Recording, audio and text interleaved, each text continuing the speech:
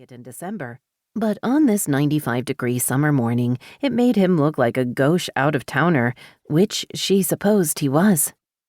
For this had to be Nathaniel Barr, Jane's discovery, the anonymous pharmacist turned brilliant new novelist.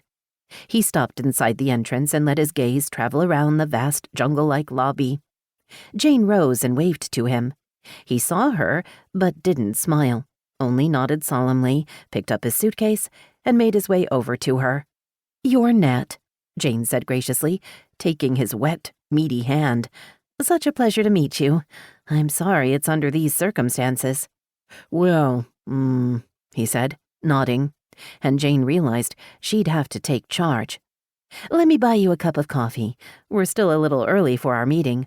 There's a lovely cafe right over there." He looked alarmed. "I'd better check in first, shouldn't I?" "Yes, sure, of course." She changed course and led him to the reception desk, watching as he spoke to one of the clerks.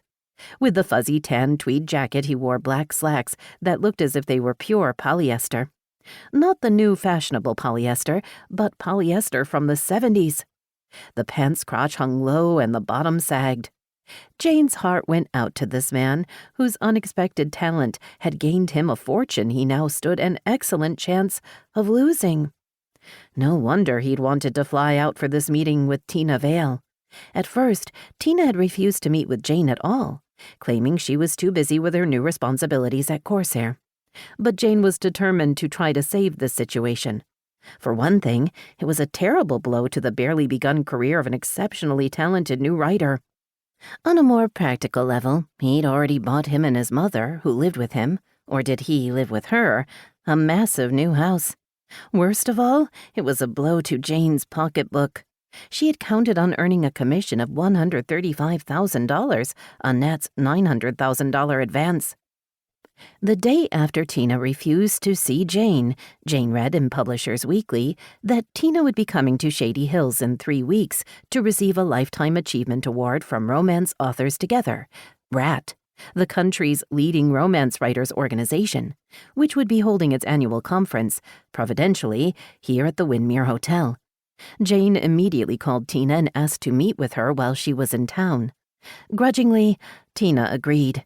Jane would go to Tina's suite at 11 o'clock the first morning of the conference to talk things over, though Tina warned Jane that her decision was final. Coincidentally, Nat called Jane later that day to find out if Corsair had accepted his revised manuscript, and if so, when he would receive the second third of his advance, due on acceptance of revisions. Jane, never one to mince words, gave Nat all the bad news, mentioning her scheduled meeting with Tina. Nat was very quiet. Then he abruptly announced, "I'm coming too," and hung up. Why hadn't she told him no?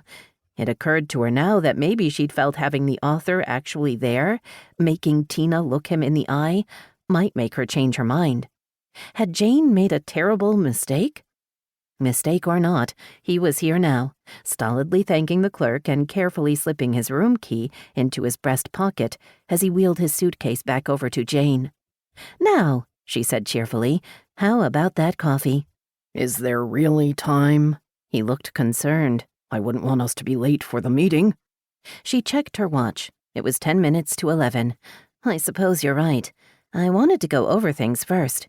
"Go over things?" "Yes, coach you a bit." "Coach me?"